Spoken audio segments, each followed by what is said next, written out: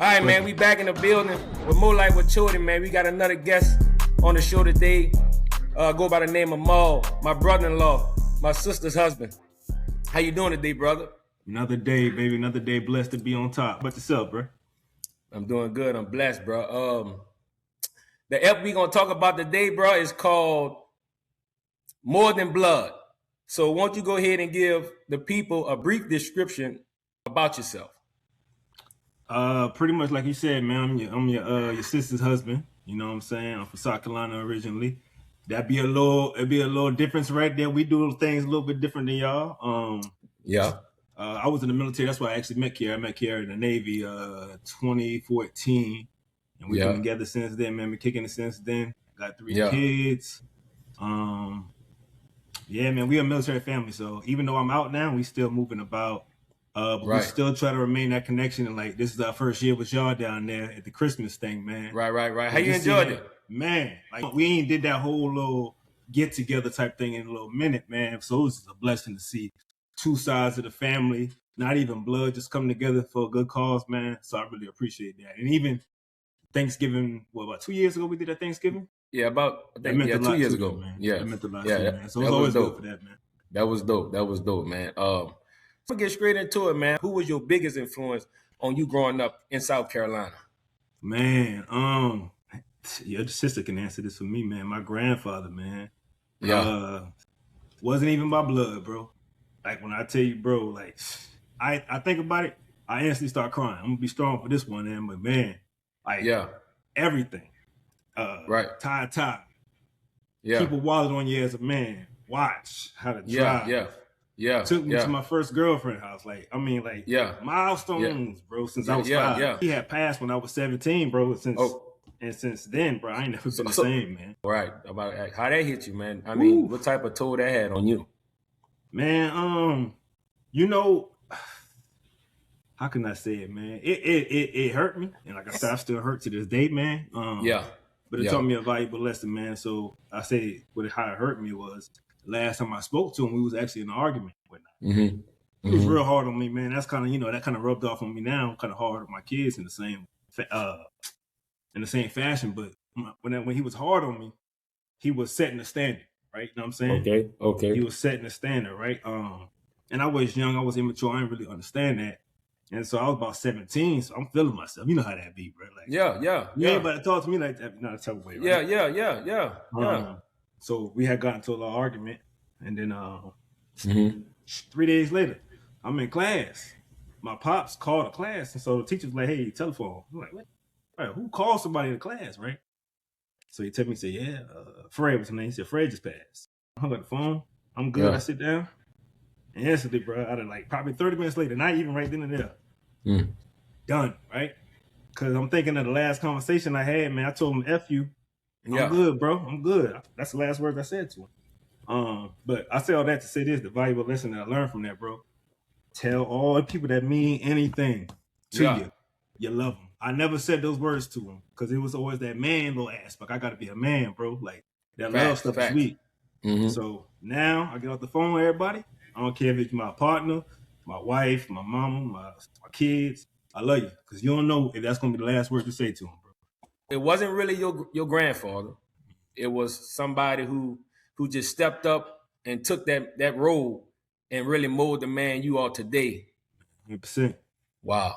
In my opinion, bro, like I don't even think family, you know what I'm saying? I don't think that it is limited by blood, man. Like I got some partners, man, that's closer than me than all my family members, So 1,000%. I look at that. I judge off actions and our relations more than I judge off that DNA stuff, man. More than blood, baby. More than blood. So what does brotherhood really mean to you? If you have to sum it up, you know what I mean?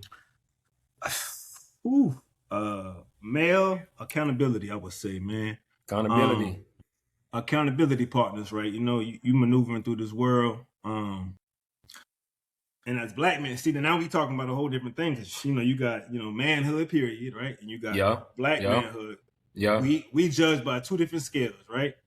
So I think that when it comes to being a black man here, you need other like-minded black men to check you when that ego starts to pick up, man. We got to break that down. I like that. I like how you put that. I like how you break that down, Mo. So, in my opinion, this is my opinion, obviously, because there's two sides of this world out here. Yes, it is, right? In my opinion, being a black man in here, we got to carry a sense of confidence about ourselves, higher than, I say, your average man, right? Because we know the world's going to, tell us what we are, try to tell us who we are, right? Tell us what we can't be, So I think we got to, walk with a different level of confidence than, I say, your average everyday man, right? With that, there's a bad side to that too, right? Yes, 1,000%. Sometimes if unchecked, that can get us in situations where we get ourselves in trouble, right? Facts. And so I think that's why you have that, that brotherhood, man. Be like, hey, bro, you tripping, bro. Like, this ain't like you. You know what I'm saying? You know what I'm saying? Or, hey, dial that back. Instead of attacking it this way, how about we look at it this way? You know what I'm saying? So that's one way I feel like brotherhood, can benefit us. If I feel you don't mean well for me, you know what I'm saying? Like, if it ain't authentic, you know what I'm saying? I'm not really into the, man, you can tell me, something that's maybe beneficial. But if I feel if it's real genuine and the love is there for me, I could dial that down. I could dial back and be like, I can accept that constructive criticism and be like, man, what he's saying is right. Yeah, I respect that. And I agree with that too, man. I feel like subconsciously, like we thinking, there's only one spot for us to win as a, as a black man, right? One spot, right? Yeah, I like that. And so we come with that whole crabs in the barrel mentality comes from that thing. There's only one spot, right? So if I see you succeeding in life, right? I'm like, man, who does nigga think he is, bro? Look at this nigga talking that shit. You know what I'm saying? Yeah. I'm gonna say something or I'm gonna talk bad about you behind your back to get people's views of you to come down. So now we here at the same level, right? You start to come up a little more, man, bro. He only this because I think it's called blemishing the character of a person. As you start to climb. Now, right? And once we realize there's plenty out here for us, both of us to eat, bro. 1,000%. If you get up here and we got that brotherhood, you can help me climb too, right? And once I get in this lane, I can help you climb. Instead of just looking at it as like, oh, bro, it's only one spot, bro. Once he there, ain't no room for me, bro. Like we can both attack this just like crabs that. Crabs in the barrel mentality. And so that's where it come from, bro. And I think that pride situation, bro, it's the downfall of our whole family life, bro. Like you got aunties, uncles too proud to apologize for something they got wrong or to say, damn, I ain't really had it all together. I didn't know how to be a parent. You know what I'm saying? I was learning on the go. That one little apology, bro, that do miles. You know what I'm saying? For the generation coming after us, man. One of the biggest things I've seen when it comes to brotherhood is vulnerability, right? Vulnerability. Like it's hard for men to open up to other men and be vulnerable. Why do you think that is? If you could sum that up, why do you think that is? Vulnerability, because for men, period, and not even just with like brotherhoods, but no, women and all. I'm gonna speak for me. I'm just speaking in general. People view it as a weakness. Yeah, we scared to let our guards down to a certain degree. So you think the lack of vulnerability comes from us trying, having to feel like we got to be hard. Right? Yeah. Okay. Yeah. It's hard for me to be vulnerable too, just because I I chose to be the rock for a lot of people in my life, outside of my home and whatnot. And I got a partner actually, man. Yeah. This is when it's probably like my first vulnerable time that a man came to me and come chop it up with me, man. Yeah. One of my close homies, he lost his mother. He lost his best friend was shot in the head like a couple months later. Yeah. He lost his job. He used to work with me, and then he lost his daddy, all in a matter of a year and a half, 2 years. And he came to me, man, crying, man. Like, that's kind of that. Yeah. Now you got a grown man coming to you crying, bro. That's kind of. He going through a lot, And I couldn't give him no words, right? And then right there, that told me, like, I got to do some work on myself, bro. Like, if I can't even, like, I empathize with him. You know what I'm saying? Like, he came to me and I empathize with him, but I had no words of, support for him because I'm just not, I can't really dig that deep into my emotions and be there for him, right? And so I actually, after all that, I envied them. Like, I'm like, man, I wish I could put away my pride, you know what I'm saying, and come to another man in tears, bro. Exactly. Yeah. So, I actually, like, I respect that, bro. Like, most men be like, man, he act like, whatever. But I respect that. And I want to be that way, man. But it's hard, bro. You know how it is, man. Man. It's so hard, bro. Bro, that's crazy because that's a lot of men. Mm-hmm. In a nutshell. Mm-hmm. But at the end of the day, like I say, it's just that hard exterior. We can't get past that because it's like what we thinking is, man, I'm gonna be judged a certain way just because I'm being vulnerable. Like, no, if I'm going through something, I shouldn't have to hide what I'm going through just to make you feel me. Yeah. Or me and you be, we friends or whatever, we bros or whatever you want to call it. Like, and a lot of times we don't have these type of conversations. It'd be more so, I'm good. Man, I'm straight. We don't even have no check-ins, like like real check-ins, like bro, how you holding up? How you good? You want to talk about anything? If you analyze the average life of a young black boy coming up, right? Yeah. All of us done lost somebody to gun violence, right?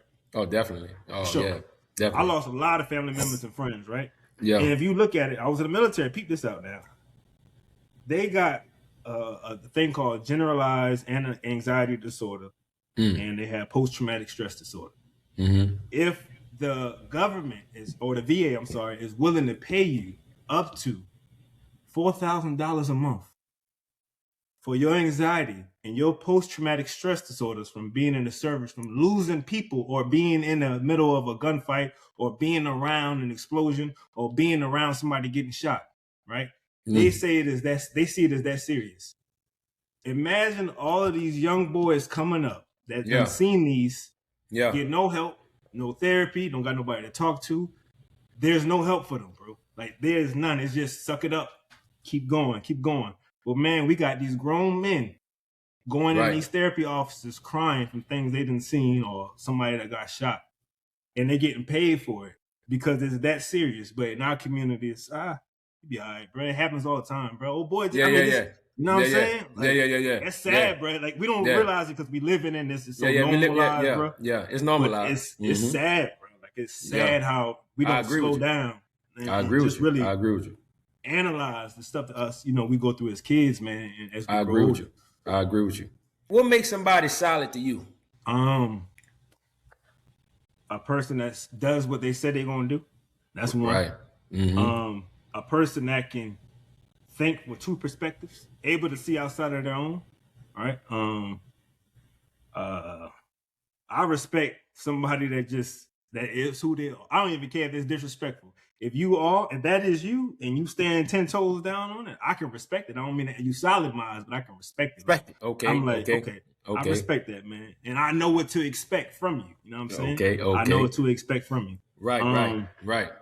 A man, just a man that sacrifices for his family, and a woman that does the same thing. They don't got to be limited to a man. And a man that puts his morals over his own interests and his own desires, I would say, that's what I think that's the qualities that make up a solid human being. What about you? Being who you say you are as a person, not just a man, like you said, it could be, a woman as well. Just standing on what you believe in, holding yourself accountable, just being there for a person, man, when you really need them. You know what I mean? And don't just show up just to show up just because it's like I'm keeping score, but just show up because this is what this is how I truly feel about you. A lot of times people just show up just to keep score. Like, you know what I'm saying? I might do something for you. Remember I did that one thing? Yeah, like, man, you remember I did, and you steady throwing it in my face. You know what I mean? Man, when you gonna do this for me? Like, I mean, let me get $20 off you. I remember. I know you remember when I had to give you that little $5. Yeah. Boy, look here, boy. I got a family full of them, boy. Man, they bad energy. They bad energy. Man, shit. That's so we gonna move on to family, man. What did you learn from your father, good or bad? Boy, look at here, boy. You digging deep, huh? Shit. I'm gonna ask it too. Let's see. Man, I see, boy, this can go down a whole nother path if I let it. I learned more indirectly from my father. I think there's a such thing as a present absent father, right? Present absent father. A present absent father, or break that down. Absent. I'm gonna say an absent present father. So you have a father, you know, somewhere like in the 80s and 70s and 80s. You know, there was a lot of absent fathers, right? And then the only standard that was, I think, that was set for a fatherhood at that time was his presence. If he was if he was present in the household, he was doing his thing as a father, right? Good job. You get an A+. Nah. I feel like if you're not directly contributing to that home or contributing to your kids, then your presence does nothing, bro. Like you just a guest in the house, in my opinion, right? So that's what I call a absent present father. That father's there. Yeah, he there. Maybe he may even be providing. He may be paying the bills and whatnot, but what is he actually instilling? You know what I'm saying, in those kids or in that household, right? And so in my opinion, I'm sure that my father may disagree. I feel like I had a absent present father. There was no direct teachings. There was nothing that was tangible that I can be like, okay, I remember my pops told me this. I'm gonna go ahead and take that when I become a father and when I become a husband. I can't really point anything out like that. But what I can say is the things that I learned from watching him do that I said I would never do, right? So one thing is like be intentional, right? So this the good. This the good out of it. This is the good out of it. Yeah. Okay. Right? Okay. So be intentional. So if these are the prized things I want my kids to display as an adult, teach them directly. I do this because this leads to this. All right. When you see somebody in the store, you greet them. Respect takes you a long way. Don't just set an examples, because remember, you have to set an example and teach, right? Because kids, they don't just follow off of what you say. They also follow off examples. Right? That's mostly what they learn from the examples. It's not good enough just to talk, and the kids going to be like, okay, yeah, I remember daddy said this. You have to tell them and show them, right? So every day I use my life as literally a chalkboard for the lesson that I'm trying to give them, right? So I try to follow exactly what I teach them, and I feel like I didn't necessarily have that as a kid. But what else? Let's see, man. You hit me with a good one, man. Take your time, man. So that was the good. Yeah, I mean, I made it good. Yeah, I made it good. I made it good. Damn, boy, I wish you were. Oh, this is a good one, boy. What did I learn? Oh. Ooh. I think if you ask any black boy what they learn from their father, it might be a big gap like this too, boy. Yeah, I'm gonna answer it too. Man. And I will say this. One thing that I'm super proud of my pops about, right, is he always taught me Black history. That's the one thing that go ahead. Yeah, that's the one thing he prioritized. Like I needed to know this. Like I read the autobiography of Malcolm X when I was in 6th grade. I started that. I'm glad you got that Tupac shit on. That was the only music I was allowed to listen to outside of gospel. Like, serious? As a kid, I promise you. Yeah, that's my dog. Outside of Donnie McKirkland and Kirk Franklin, that's the only hip hop I was allowed to listen to. That was my dog, man. I would fuck with Tupac when I was young too. Bro, I'm a fanatic, right? Because that's all I was allowed to listen to. And it was just because he was like on that history wave too, right? Yeah.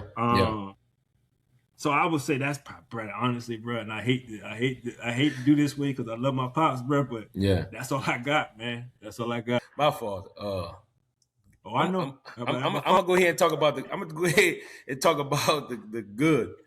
good first.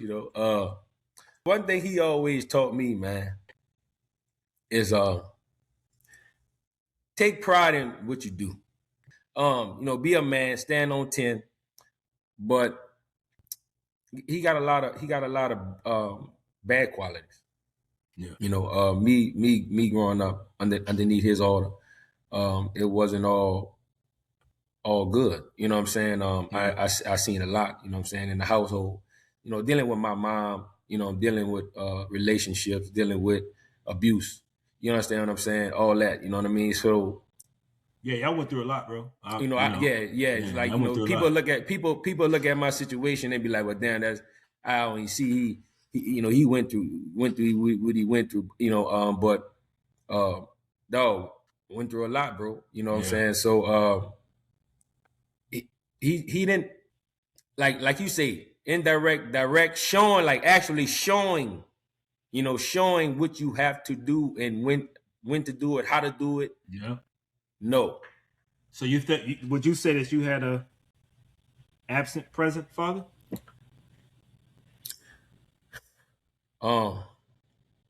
Present. Because I had a present father, but he wasn't mentally satisfying my growth. When I was young, I was young, I thought that he was, man, but as I started seeing how he was moving, you was able to pick up the right from the wrong, like,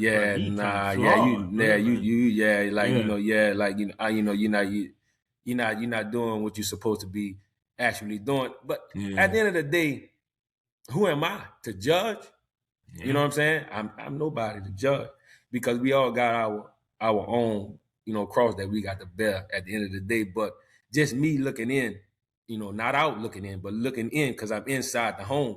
You know what I'm saying? Yeah, it was a lot of things I missed out on with him. Going fishing, going to football games, stuff like that. Yeah, he was present, but the mental part, the mental substance, the substance, like the real, the substance part of what I'm talking about. He wasn't leading in that aspect. You know what I'm saying, bro? Because just like that, bro. I'm from South Carolina, you from Louisiana, bro. Exact same situation. Yeah. Imagine how many people got the same narrative, bro. Yeah, I actually learned from more male figures in my life. My daddy just wasn't one. I learned from a lot of male figures in my life, and I was just more observant to what they was doing, how they was moving, how they was talking. Certain people, I take a little bit of that, I take a little bit of this, and I just, and that's my makeup. You know what I'm saying? Now, has that stopped for you?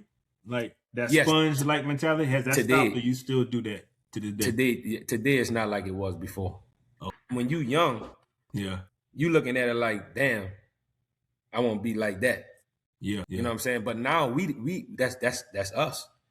You see what I'm saying? Like I'm not saying that's us as far as we doing what they doing. I'm just saying we in those shoes now. We the guys that our kids look up to, people in our family look up to.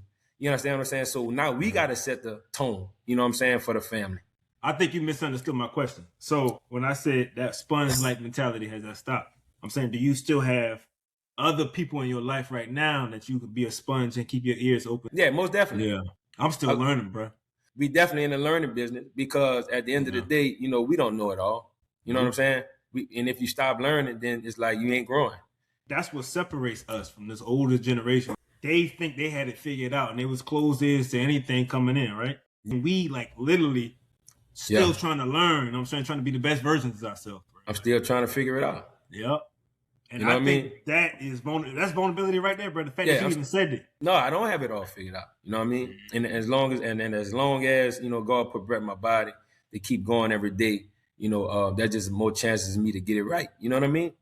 For sure. Real talk. But hey, I'm gonna say it again, bro. That right there, what you just now said. Yeah, that's vulnerability, bro. I appreciate that, bro. I appreciate that. Boy. I appreciate that. I really do. I got a question for you, man. Go ahead. This kind of falling down the same track that you was on. All right. I actually wrote it down. Let me go. I ain't want to. Give me a second. How do we break cycles we didn't create but still inherited? How do we break cycles we didn't create but we still inherited? That's wild. That's deep. How do you think? We talked about it, right? We talked about all the things that we endured. How do we break it so our kids don't got to go through it? Lead by example, man. A positive example, and don't let nobody sway that. You know what I'm saying? Because they got a lot of people that'll try to sway your mind, or sway the way you feel about certain things in life. You got to have somebody that's gonna Brotherhood.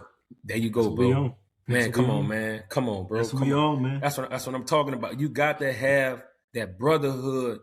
You got to have family, a village that's gonna step in and be there when you really, really need it. Believe it or not, that's what we missing, bro. Yeah. I think some way down the line, bro, like if you look at like how black families are now, bro. I remember back in the days, bro, every holiday everybody linked up. It was nothing but love. And it's just like as time shifted, everybody became about themselves, and love don't go further than the four corners of their home, bro. Like, bro, that's it. Outside of that, it's nothing else. Nah, my wife, she do those, those Christmas parties every year, and we started that I think it had to been about six years ago. Yeah. And at the time I was like, damn, you really starting something.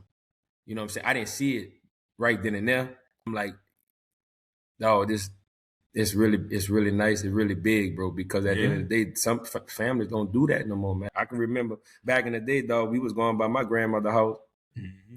Everybody and their mama. Hey, it was lit too, boy. Over there. I'm telling you. The door just open. Yep. Don't gotta knock, everybody. They ain't gotta knock, you just walking in. It's like, and you don't have that no more, bro. And I wonder if that's our fault, though. Like, because people that I say now, right? So you had the let's just say great grandmother. Yeah.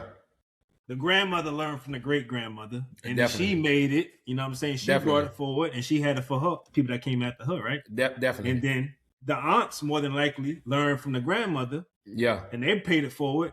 Yeah. And who's next? Is that us, bro? You think is that our fault that we ain't still doing? We dropped the ball. That's what I was thinking. Yeah, we dropped the ball because we seen it, but a lot of times we don't pick it up. Yeah. We don't pick the ball up and keep running, dog. It's like some you got some people that'll do it, bro, but some people just like, I ain't worried about that. But it's important. Everybody living their own life, bro. I think that's what it all boils down to, bro. Like everybody stress out their own situation. That's a fact. They can't see outside of their own situation. That's a fact, bro. What's one thing you've learned since becoming a husband and a father? You know what? I'm gonna start with being a father, man. My daughter, I've learned more from being a father to a daughter more than I have learned anything else, boy. Because it's like it slows you down, bro. It's like you can't necessarily use what's the word? Goddamn, drawing a blank. You can't really use your physical presence enough to persuade her to do the right thing, like you would do with a son. Like, you look at your son, boy, don't play. Yeah. Daughter, bro. It's like, yeah. From how I grew up, and I told you how my grandfather was when he was just, always hard on me. I can't necessarily do that with, my daughter, man. So it taught me like a whole nother love language, a whole nother love strategy, man, where you have to use your love, to penetrate, to bring change. If that makes any sense, bro. Like I can't use my physical presence to discipline her like I would my son. But I have to use my love to persuade her or to steer her in the right direction. It's not. It's a hard task. I'm learning every day on how to become a better father to a daughter, bro. Like, right. And just, man, and waking up for them every day and applying love, even when I ain't motivated to apply love, to a situation, man. Right. It just teach me even more about commitment, and I'll let that bleed right into the conversation about being a husband. It's the longest relationship I ever been in my life, boy. Hey, time's been hard, time's been great, time's been hard too, right? And people used to always tell me, bro, marriage ain't easy, bro. Like that's what they used to always tell me. That's a fact. I was just, bro, it ain't easy for y'all. Yeah, it's gonna be easy for me. Easy for me, yeah. Until I got married. And I said, bro, it's work, bro. Like it is. Nah, it's constant work. Work. Yeah. The same way you go and put work at your job, you know what I'm saying? you have to put work into your marriage, bro. That's like a you fact. have to be That's able a fact. to That's a fact. kill a little bit of yourself to bring life to her, or change this aspect about yourself. You know what I'm saying? To make the house more cohesive. That's a fact. Man, you know, that's a long topic. That's a long topic. I'm but telling we ain't you, gonna get deep. We ain't gonna get deep into that. Hey, I might say the wrong thing, might get hit in my head later on. Yeah, man. Look, I got three daughters, man. Shoot, man. Beautiful daughters, man. Different vibes from each and every one of them. What you learned though? What I learned? I know how many nieces and nephews I got. You ain't gotta give me the number, bro. Tell me what you learned. Shit. What I learned from dog. My oldest daughter Naya, she taught me to grow up. At least I thought I was grown, but because you had what age you was when you had her? I had Naya at like what 20, 21. I think 21, 22. Yeah, I was a baby. Yeah. But at the time, I thought I was grown as hell. Mm-hmm. Couldn't tell me nothing. So actually, my R.I.P. to my Uncle Edmund, man.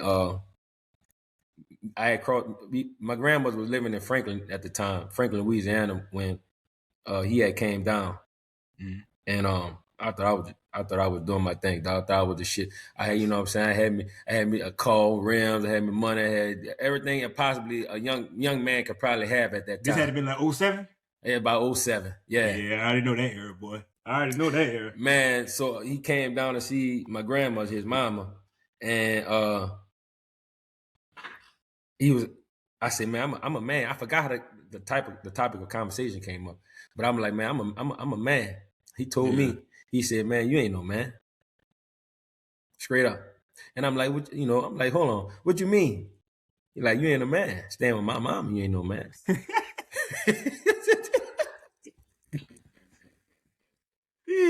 Hey, he ain't lying though, shit, boy. I ain't won't hear it, boy. Look, he pissed me off. I said, man, this nigga here, man, you telling me I ain't no motherfucking man. Hey, I come as I go. You know what I mean? I'm driving my own car. You know what I'm saying? I got money in my pocket. I got a job. I'm doing my thing out here in the street, dibbling and dabbling. And you telling me I ain't no motherfucking man. Nigga, you stupid. Dog, but he hit me. He pissed me off, dog. But in retrospect, living, going down the line, I said, damn, he was right. Mm-hmm. I didn't want to accept it then, but I accepted down the line. But getting back to my daughter, but she helped me to grow up. Because I was a kid. I was acting like a man in a kid's body. Yeah. So that what Naya did for me. Here come Legecy. Legecy was further down the line. Just me trying how many that's a gap. So you got 18. You got 18, and Legecy, she be 15 in March. Okay. So you like 3 year, 4 year gap, So but that's not, D3 was after Naya. Mm-hmm. But it's still that 3 year, 4 year gap. So when Legecy came, it was just me trying to find a footing, in the sand. You know what I'm saying? Basically just, trying to be the father that I wasn't being to my oldest daughter. Because I was ripping. I want to say something too. I think we are different. So our kids, each kid is parented differently because more than likely we're in a different place in our life when we have them too, man. Yeah. A lot of these kids don't understand that because my sister go after my nephew. Yeah. Like he's upset the way his life was compared to his brother was. But bro, we was financially it was different, bro. Yeah.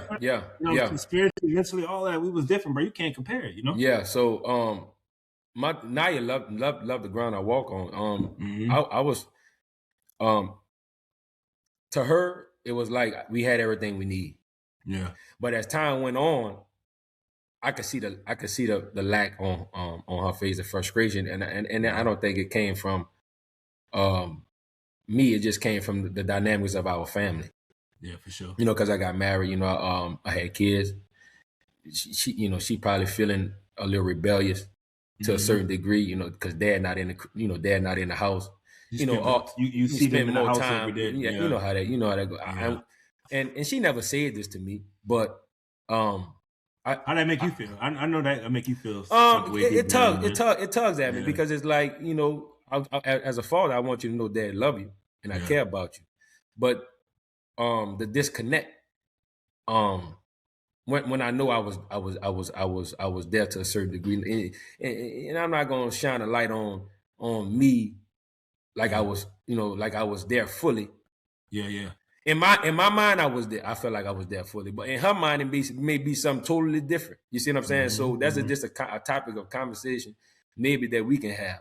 But she loved the ground I walked on as a kid. But kids get older, and they had their own perception of how they look and view you. You know what I'm saying? Like how we talked about how you looked at your daddy earlier. Yeah. You see, that's why I say, who am I to judge? You see what I'm saying? Yeah. You said, who am I to judge? Because they may say some shit about me that I probably wouldn't even like.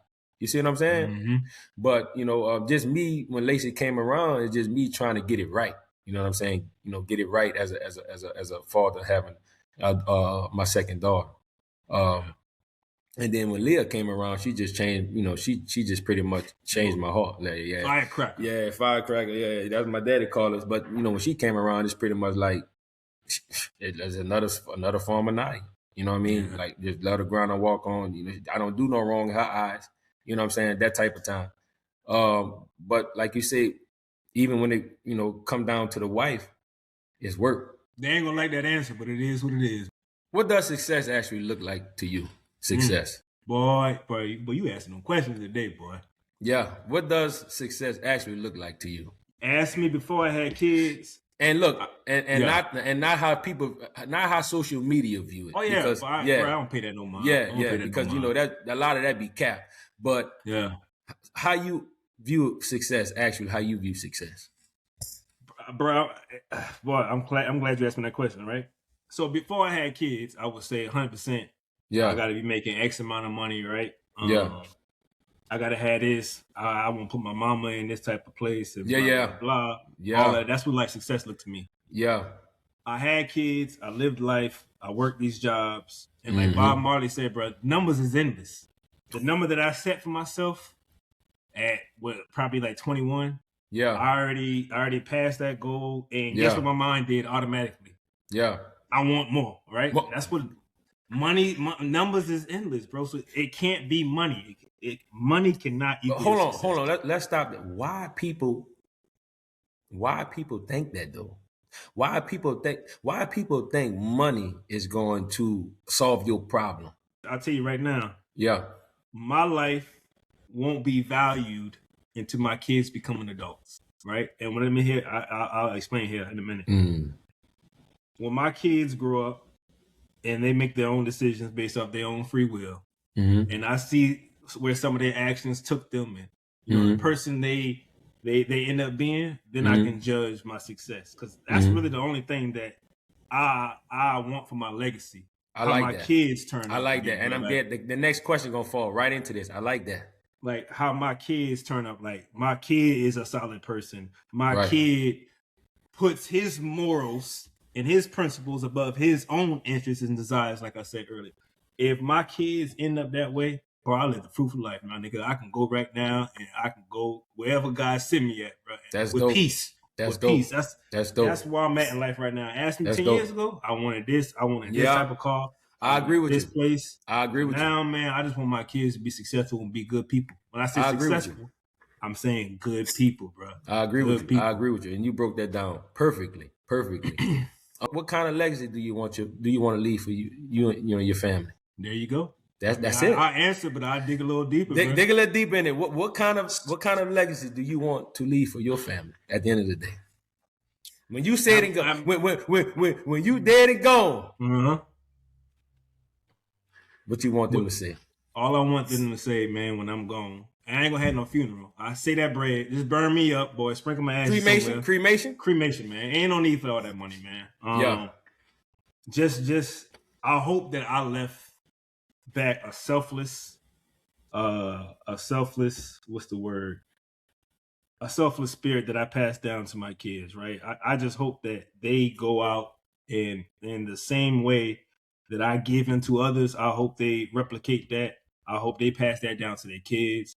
I hope that they're able to kill a little bit of themselves to bring life to, you know what I'm saying, their neighbor, bro. Like, these are all the things that I pride upon myself, man. It ain't the money, it ain't the clothes, it ain't the notoriety, bro. It's literally, I want to be known as, and maybe that might be a little selfish. I want to be known as the guy that, you know, no matter what he going through in life, he always looking out for the best interests of others. It ain't so much about, you know what I'm saying, myself. And honestly, bro, I think that's why God has blessed me the way he has, man, because I've carried that mentality since I've been a kid, bro. Like, because I see my mama do it, man. Like, literally, my mama ain't had nothing. Like, we ain't have nothing a lot, right? But she gave her last to people, bro. Like, and as a kid, bro, she used to give more to other kids. And in my mind, I'm like, bro, what? But then as I got older, I realized, bro, these kids, they ain't had no love. My mama was the only love they had, bro. And I had her.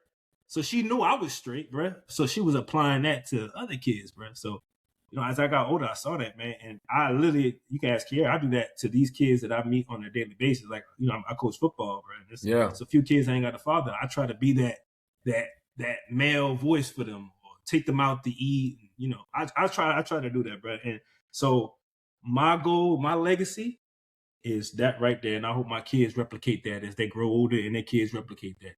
That's what I want my last name, my memory to be of. That's dope, bro. That's dope. Ooh. Yeah, I put you on the spot now. Yeah, go ahead. I like that. What kind of legacy do you want to leave for your family? A man, bro, that led by example all the way around the board.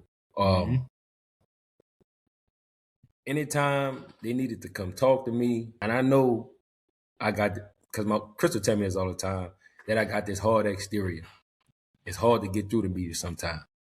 And like I said, I think that come from my upbringing. But I just want them to be able to come talk to me about anything, and me giving them the right advice for it. You know what I mean?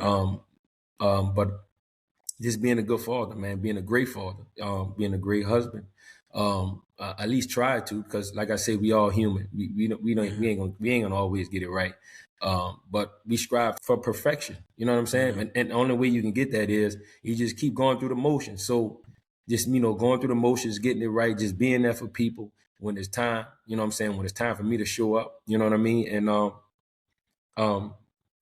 just that's a deep question, bro.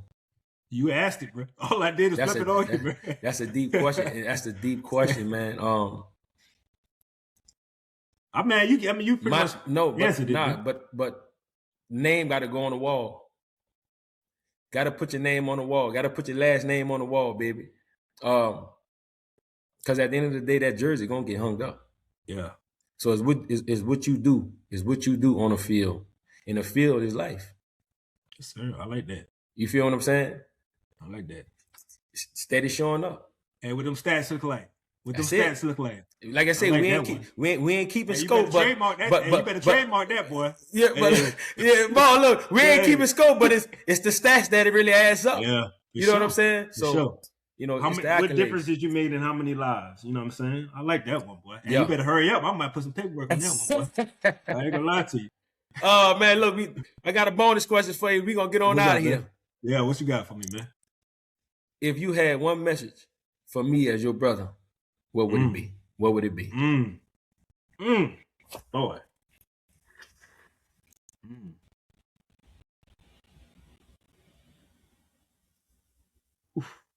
If you had one message for me as your brother, what would it be? Be the father and the husband that you wish you saw when you was a young boy. Damn. That's all. I mean, that'll solve all your problems if you ever had one, boy. Man, I ain't think you gonna come like that, bro. That's a good. That's a good analogy. Hey, that's real. It ain't no analogy. That's real. The things, you know what you was missing. You know what you wanted. You know what I'm saying? You know all the gaps that you got in your life, bro. If you fulfill those gaps, that's deep. Bro, imagine where your kid's gonna be at. I like that. 10 years from now. I like that, bro. I like that, man. Man, listen. Look, man. if there's one thing I want y'all to take away from this episode, you don't have to be related to be family. Brotherhood isn't a title, it's a lifestyle, it's loyalty. It's just being real, even when nobody watching, man. And just take accountability for your actions. And just live life, man. Like I told you, your jersey will be hung up. It will get hung up. What the stats is, when people look at you, at your jersey on the wall, and say, look, this was the guy that did this, and this. Man, More Life with Chodie. We signing off with another one. Man, 1,000. Much love, brother.